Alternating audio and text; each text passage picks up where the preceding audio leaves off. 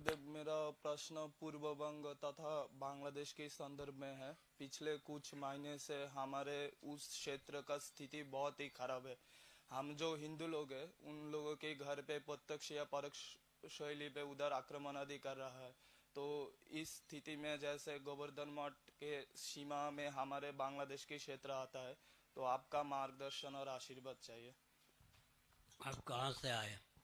गुरुदेव, मैं बांग्लादेश से हूँ। बहुत अच्छा। क्या नाम है? मेरा नाम औद्रीप देवनाथ है। बड़ी पहली बात यह है कि जो हिंदू हैं वे चार सकार को अपनावें। सच्चिदानंद स्वरूप सर्वेश्वर के स्मरण का बल होना चाहिए। एक सकार हो गया। सद्भाव पूर्वक संवाद का बल होना चाहिए। दूसरा सकार सेवा का प्रकल्प होना चाहिए और संघ बल होना चाहिए।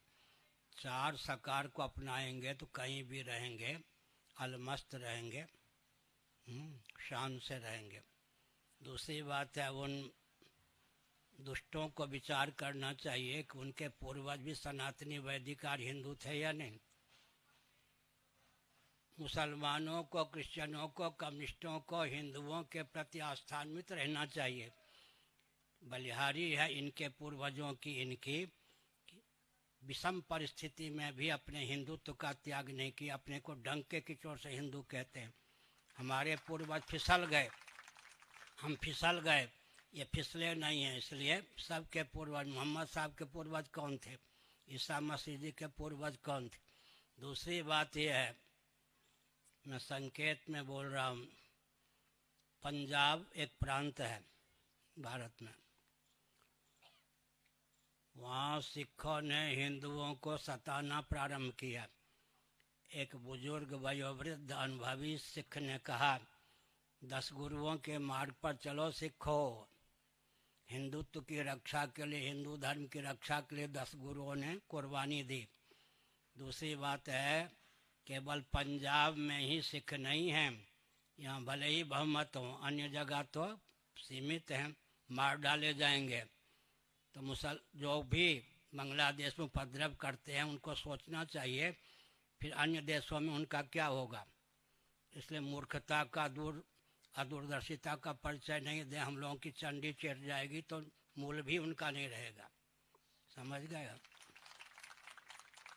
जो हमसे टकराएगा चूर चूर हो जाएगा। बचपन में हम लोग गाते थे। ठीक नहीं है, अदूरदर्शिता की पराकाष्ठा है। सबके पूर्वज सनातनी वैदिक आर्य हिंदू थे या नहीं? मोहम्मद साहब के पूर्वज कौन थे?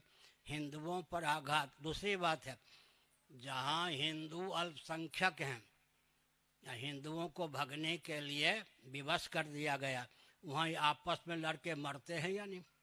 जब तक हिंदू सुरक्षित हैं तभी तक मुसलमान सुरक्षित हैं। अगर हिंदू पलायन कर गए या हिंदू नहीं रहे तो आपस में लड़के मरेंगे। ये लोग मर रहे हैं और जगह।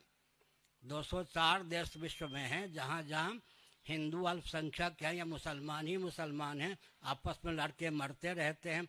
जब तक हिंदू सुरक्षित है तभी तक मुस्लिम कौम सुरक्षित है। बुरा न मानो, होली है।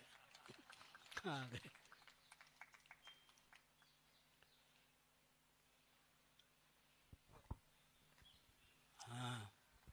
गुरुदेव, जय गुरुदेव।